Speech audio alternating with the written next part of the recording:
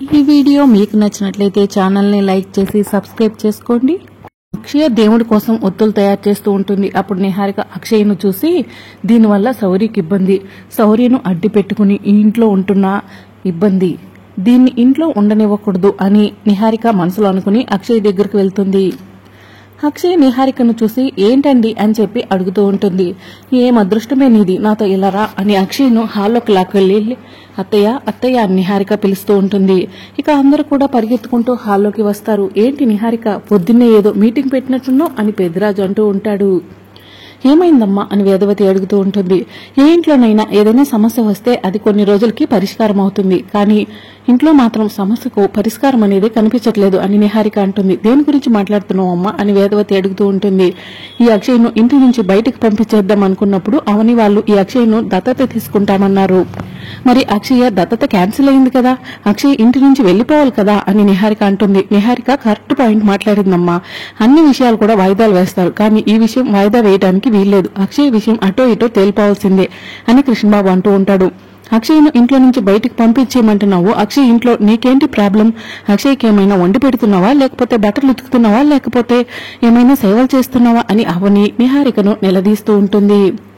అక్షయ్ను మీరేమైనా భుజాలపై పెట్టుకుని మోస్తున్నారా ఏంటి? అక్షయ్ విషయంలో ఎందుకు మీరంతా ఇలా మాట్లాడుతున్నారు అని శ్రీకర్ అంటూ ఉంటాడు. ఎందుకంటే అక్షయ్ ఇంట్లో ఉండటం ఇద్దరికి కుళ్ళు, ఇద్దరికి కాదు ముగ్గురికి అని పెద్దరాజు అంటూ ఉంటాడు.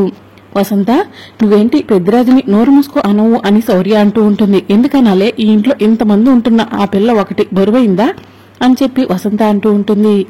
పైగా అక్షయ్ మా నాన్న ప్రాణాలు కాపాడిందని చెప్పి వసంత చెప్తూ ఉంటుంది. ఈ విషయంలో మళ్లీ గొడవ రగుతుందని నేను అనుకున్నానండి, అందుకే నేను ఇంటి నుంచి వెళ్లిపోదాం అనుకున్నానండి అని అక్షయ చెప్తూ ఉంటుంది. అక్షయ, నువ్వు అనవసరంగా తొందరపడి నిర్ణయాలు తీసుకోకు, నీ తరపున మేం మాట్లాడతాం కదా అని శ్రీకర్ అవని చెప్తూ ఉంటారు. వేద, గొడవ మళ్లీ మొదలైంది, నువ్వు ఏ నిర్ణయం తీసుకుంటావో నువ్వే ఆలోచించుకో అని ప్రసాదరావు అంటాడు. అమ్మా, అక్క బావ మాటలు పట్టించుకోకు, కావాలంటే లావణ్య వదిన రాధాకృష్ణ అన్నయ్య ఒపీనియన్ కూడా తీసుకో అని కృష్ణ చెప్తూ ఉంటాడు. వాళ్ళు ఉదయం ఫ్లైట్కే వాళ్ళ అక్క బావ యుఎస్ లో ఉన్నారని కలవటానికి వెళ్లారు కదా అని పెద్దరాజు చెప్తూ ఉంటాడు. అవును కదా, ఆ విషయం మర్చిపోయాను, అయినా రాధాకృష్ణ అన్నయ్య లావణ్య వదినలు కూడా మాలాగే ఆలోచిస్తారు అని కృష్ణ చెప్తూ ఉంటాడు. అక్షయ్ గురించి మాట్లాడుకోవాల్సిన సమయం వచ్చింది కాబట్టి ఇలా మాట్లాడుతున్నాను. మన బంధువుల్లో కానీ మనకు తెలిసిన వాళ్ళల్లో కానీ అక్షయ్ గురించి అడిగితే వాళ్ళకు ఏమని చెప్పాలి? మన మనిషి అని చెప్పాలా, లేకపోతే పని పిల్ల అని చెప్పాలా అని వేదవతి అంటే, నా ఫ్రెండ్స్ ఎవరైనా ఇంటికి వచ్చినా బయట కలిసినా అక్షయ్ ఎవరంటే పని పిల్లనే చెప్తున్నాను నానమ్మ అని చెప్పి శౌర్య చెప్తూ ఉంటుంది. పైగా అక్షయ్కు శౌర్యకు అస్సలు పడట్లేదు అని వేదవతి అంటూ ఉంటే, నేను శౌర్యతో ఎప్పుడూ గొడవ పెట్టుకోలేదండి, నాకు తెలిసిన మంచి విషయాలు చెప్తాను అని అక్షయ్ చెప్తుంది. చదువురాని పని పిల్లవి కూతురికి మంచి మాటలు చెప్తావా అని చెప్పి నిహారిక అంటూ ఉంటుంది. మాటలు సరిగ్గా రాకపోతే నా చేతులతో నీ చెంపలకు సమాధానం చెప్పాల్సి ఉంటుంది అని అవని నిహారికను అంటూ ఉంటుంది. అమ్మ, అక్షయ్ విషయంలో ఈరోజు ఎటో కట్టు తేలిపోవాల్సిందే అని కృష్ణ అంటూ ఉంటే, తల్లిదండ్రులు ఉన్న బిడ్డ దూరమైనట్టు అక్షయ్ కూడా తన తల్లిదండ్రులు దూరమయ్యారు, అక్షయ్ తల్లిదండ్రులు వచ్చే వరకు ఆగాల్సిందే అని అవని చెప్తూ ఉంటుంది. ప్రస్తుతానికి ఈ సమస్యకు నాకొక పరిష్కారం తెలిసింది, దాన్ని మీ అందరికీ చెప్తాను వినండి. అక్షయ్ తల్లిదండ్రులు ఎవరో తెలిసే వరకు అక్షయ ఇక్కడే ఉంటుంది. అక్షయ్ తల్లిదండ్రులు ఎవరో తెలిసిన తర్వాత అక్షయ్ ఇంటి నుంచి వెళ్లాల్సిందే, ఇది నా నిర్ణయం, నీకు సమ్మతమేనా అవని అని చెప్పి వేదవతి అడుగుతూ ఉంటుంది. ఇంత మంచి పాపను వదులుకోవడం ఇష్టం లేదు, కానీ తల్లిదండ్రులు ఎవరో తెలిసిన తర్వాత అక్షయ్ను వాళ్ళ దగ్గరకు పంపించాల్సిందే కదా, నీ నిర్ణయానికి నేను ఒప్పుకుంటున్నాను అత్తయ్య అని అవని చెప్తుంది. సమస్యకు పరిష్కారం దొరికింది కదా, ఈ విషయాన్ని ఇక్కడే వదిలేయండి అని వేదవతి చెప్తూ ఉంటుంది. అక్షయ్ తల్లిదండ్రులు ఎవరో తెలిస్తే తప్పకుండా అక్షయ్ను వాళ్ళతో పంపించేస్తుంది కదా, అప్పుడు ఏవేవో కారణాలు చెప్పి అవని అక్షయ్ను ఇక్కడే ఉండేలా చేయదు కదా అని నిహారిక అడుగుతూ ఉంటుంది. ఇదేంటి, అక్షయ్ తల్లిదండ్రులు అవని శ్రీకర్లే కదా, నా బంగారం ఇలా అడుగుతుందేంటి, ఈ గ్యాప్ లో ఏదో ప్లాన్ ఆలోచించే ఉంటుంది అని కృష్ణ మనసులో అనుకుంటూ ఉంటాడు.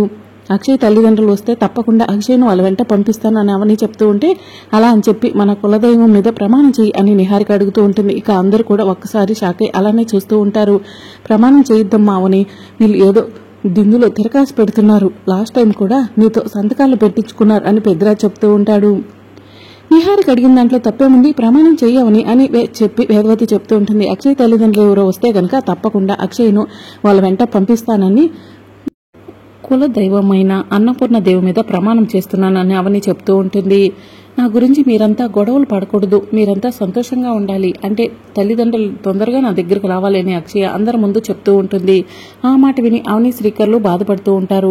ఇక మరోవైపు నిహారిక కృష్ణబాబు ఒక అతన్ని కలవడం కోసం వెళ్తారు. ఏంటి శ్రీనివాసరావు గారు, రియల్ ఎస్టేట్ బాగా డల్గా ఉంది అని కృష్ణ అంటూ ఉంటాడు. ఇప్పుడిప్పుడే పుంజుకుంటుంది సార్ అని చెప్పి శ్రీనివాసరావు చెప్తూ ఉంటాడు. అవును, మాకు చూపిస్తా అన్న బిట్టెక్కడ అని నిహారిక అడుగుతూ ఉంటుంది. రండి చూపిస్తానని అది చెప్పి అతను ఒక ఖాళీ ప్లాట్ దగ్గరికి తీసుకెళ్తాడు. ఆ ఖాళీ ప్లాట్ లో ఒక పుట్ట ఉంటుంది. ఆ పుట్టలోకి అప్పుడే నిహారిక వాళ్ళు వెళ్లే ముందు పాము వెళ్తుంది. ఇదేనండి మీకు చూపిస్తా అంటున్న పిట్టు, మీరు దీంట్లో సగమైనా తీసుకోవచ్చు, పావైనా తీసుకోవచ్చు, మొత్తం 1,20,00,000 చెప్తున్నారని చెప్పి శ్రీనివాసరావు చెప్తూ ఉంటాడు. రేటు చాలా ఎక్కువగా అనిపిస్తుంది అని కృష్ణ అంటూ ఉంటాడు. లేదు సార్, సిటీలో సెంటర్లో కదా, రేటు చాలా తక్కువ, కానీ ఎవరు కూడా కొంటామని ముందుకు రావట్లేదు అని రియల్ ఎస్టేట్ శ్రీనివాసరావు చెప్తూ ఉంటాడు. తక్కువ రేట్ అయినా కొనడానికి ముందుకు రావట్లేదా, ఏంటి ప్రాబ్లం అని కృష్ణ అడుగుతూ ఉంటాడు. మీ దగ్గర దాచడం ఎందుకు, విషయం ఏంటో చెప్తాను, నాతో రండి అని చెప్పి రియల్ ఎస్టేట్ శ్రీనివాసరావు పుట్ట దగ్గరకు తీసుకెళ్తాడు. ఇదిగోండి సార్, ఈ ప్లాట్లో ఈ పుట్ట ఉంది, ఈ పుట్టను చూసి ఎవరు కూడా కొనడానికి ముందుకు రావట్లేదు అని చెప్పి రియల్ ఎస్టేట్ శ్రీనివాసరావు నిహారిక కృష్ణలకు చెప్తూ ఉంటాడు. ఓరిని, ఈ పుట్టను చూసి ప్లాట్ కొనడానికి ఎవరు ముందుకు రావట్లేదా, మేమే కొంటాము, ఇలాంటివన్నీ పెద్ద లెక్కేం ఉండదు, అంత సెంటిమెంట్ కూడా ఏం లేదు అని నిహారిక కృష్ణ రియల్ ఎస్టేట్ శ్రీనివాసరావుకి చెప్తూ ఉంటారు. సార్ మీరు కొంటారా, థ్యాంక్స్ సార్, మీరు కూడా కొంటారో కొనరో అని చాలా కంగారు పడిపోయాను, మీరు ఈ ప్లాట్ తీసుకుంటా అంటే స్పెషల్ డిస్కౌంట్ కూడా ఇస్తానని రియల్ ఎస్టేట్ శ్రీనివాసరావు చెప్తూ ఉంటాడు. మేము ప్లాట్ కొంటా అంటుంటే మీకు నమ్మకం కలగనట్టుంది, అందుకే మీరు ఇలా మాట్లాడుతున్నారు, మాకు ఇలాంటి వాటి మీద నమ్మకం లేదని చెప్పాం కదా, ఒక్క నిమిషం ఉండండి, మీ నమ్మకాన్ని రెట్టింపు చేస్తాను, ఈ పుట్టను తవ్వేస్తాను అని కృష్ణ అటు ఇటు చూస్తూ ఉంటే ఒక ఇనుప రాడ్డు కనిపిస్తుంది. ఇక ఆ ఇనుప రాడ్డు పుట్ట దగ్గరకు కృష్ణ తీసుకొచ్చి, ఇలాంటివన్నీ కూడా మాకు పెద్ద లెక్కే ఉండదు, ఇది ఉట్టి డొల్లా, నాగుల చవితప్పుడు అందరూ పుట్టలో పాలు పోస్తారు, పాము ఉండుంటే కనుక, నిజంగా మహిమ ఉండుంటే కనుక పుట్టలో పాము పుట్టలోనే ఆ పాలన్నీ పడి చచ్చిపోయేది కదా, అదంతా ఉట్టిదేనండి, అలాంటివన్నీ మేమేమీ నమ్మము, కావాలంటే ఈ పుట్టను తవ్వుతా చూడండి అని ఇనుప రాడ్డు తీసుకుని పుట్టను తవ్వుతూ ఉంటాడు. ఇందులో పాముంటే గనక నేను పొడిచే ఒక్క పొడుపుకే కసక్కమనాలి అని కృష్ణ అంటూ వెంటనే పుట్టను తవ్వుతూ ఉంటే పుట్టలో నుంచి పాము బయటకు వస్తుంది.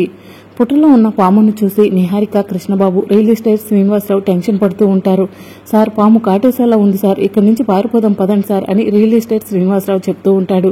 అవును బంగారం, పారిపోదాం పద అని కృష్ణ అంటాడు. ఇక నిహారిక కృష్ణబాబు రియల్ ఎస్టేట్ శ్రీనివాసరావు ముగ్గురు కలిసి అలా పారిపోతూ ఉంటారు. ఇక అటుగా అక్షయ్ వెళ్తూ ఉంటుంది. ఇదంతా కూడా అక్షయ్ దూరం నుంచి చూస్తూ ఉంటుంది.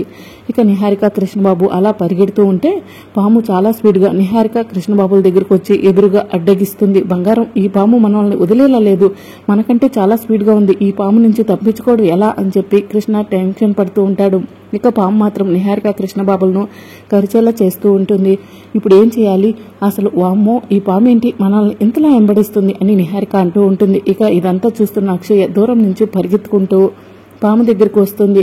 నిహారిక కృష్ణబాబును పాము కాటిపోతూ ఉంటే వాళ్లకు పాముకి మధ్య అక్షయ అడ్డుగా నిల్చుంటుంది.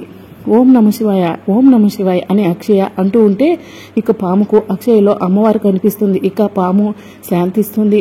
అమ్మ నాగమ్మ, శాంతించమ్మా, శాంతించు, వాళ్ళు తెలియక తప్పు చేశారు, వాళ్ళను క్షమించు తల్లి అని చెప్పి అక్షయ పాముతో మాట్లాడుతూ ఉంటుంది. ఇది చూస్తున్న నిహారిక కృష్ణబాబు షాక్ అవుతారు. ఈ అక్షయ్ ఏంటి పాముతో అలా మాట్లాడుతుంది, ఫ్రెండ్తో మాట్లాడినట్టు, వామ్మో అని కృష్ణ అంటూ ఉంటాడు. దానికి మహిమలున్నాయి, బహుశా అమ్మ జాతకం కాబట్టేమో అని కృష్ణ నిహారికతో చెప్తూ ఉంటాడు.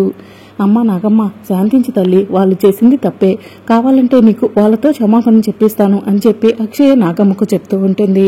రండి ఇలా వచ్చి నాగమ్మకు క్షమాపణ చెప్పండి అని అక్షయ అంటూ ఉంటుంది. వామ్మో మేము రాము, వస్తే మమ్మల్ని కరిచిద్ది అని కృష్ణ అంటూ ఉంటాడు. అయితే మీ నాగమ్మే మీ దగ్గరికి వస్తుందని అక్షయ చెప్తూ ఉంటే వద్దు వద్దు మేమే వస్తామని చెప్పి కృష్ణ నిహారిక ఇద్దరు కూడా పాము ముందుకు వెళ్తారు. అమ్మ నాగమ్మ, ఇంకెప్పుడు కూడా ఇలాంటి పని చేయి, మమ్మల్ని క్షమించమ్మా అని చెప్పి నిహారిక కృష్ణబాబు నాగపాముకి నమస్కారం చేసుకుంటూ ఉంటారు. ఇక నాగపాము సైలెంట్ గా ఉంటుంది. మీ ఇంటిని మీరు కూల్చాలనుకుంటే గనక మీరు ఊరుకుంటారా, అలాగే నాగమ్మ తల్లి కూడా తన పుట్టను కూల్చాలనుకుంటే చూస్తూ ఊరుకుంటుందా ఏంటి, మీరు చేసింది తప్పు, ఇంకెప్పుడు కూడా ఇలాంటి తప్పు చేయకండి అని చెప్పి అక్షయ నిహారిక కృష్ణబాబుకి చెప్పి మెల్లగా పాము దగ్గరికి వెళ్లి పాముని చేతిలో పట్టుకుంటుంది. ఇక నిహారిక కృష్ణబాబు అక్షయ్ను అలా చూసి తాడును పట్టుకున్నంత ఈజీగా పామును పట్టుకుంది ఏంటి అని చెప్పి ఆడుకుంటూ ఉంటారు. ఇక అక్షయ ఆ పాముని పుట్ట దగ్గరికి తీసుకెళ్లి పుట్టలో వదిలిపెట్టి పుట్టకు నమస్కారం చేసుకుని అక్కడి నుంచి నిహారిక కృష్ణ దగ్గరికి వచ్చి ఇంకొకసారి నాగమ్మ జోలికి వెళ్ళకండి, నాగమ్మ చాలా పవర్ఫుల్ అని చెప్తూ ఉంటుంది. అక్కడి నుంచి వెళ్ళిపోతుంది. వామ్మో, ఈ అక్షయ్ మామూలు అమ్మాయి కాదు, అమ్మ జాతకం కాబట్టే దీని మహిమలు ఇలా ఉన్నాయి. ఎంత తొందరగా కుదిరితే అంత తొందరగా దీన్ని ఇంట్లో నుంచి పంపించాలి, లేకపోతే మనకు ఏమాత్రం విలువ ఉండదు. దీని శక్తులు తెలిస్తే మనల్ని ఒక్కరు కూడా గౌరవించరు అని కృష్ణ చెప్తూ ఉంటాడు. ఈ ఫ్లాట్ వద్దు, పాడు వద్దు, వెళ్దాం పదా అని చెప్పి నిహారిక కృష్ణబాబు అక్కడి నుంచి పరిగెత్తుకుంటూ వెళ్ళిపోతారు. ఇక అక్షయ కిచెన్ క్లీన్ చేస్తూ ఉంటే శౌర్య కోపంగా అక్షయ్ వైపు చూస్తూ ఉంటుంది. మరోవైపు నిహారిక కృష్ణబాబు టెన్షన్ పడుతూ ఉంటారు. ఆ పెద్దిరాజు గారేమో అక్షయ్ను చూసి అమ్మోర్ తల్లి అంటున్నారు.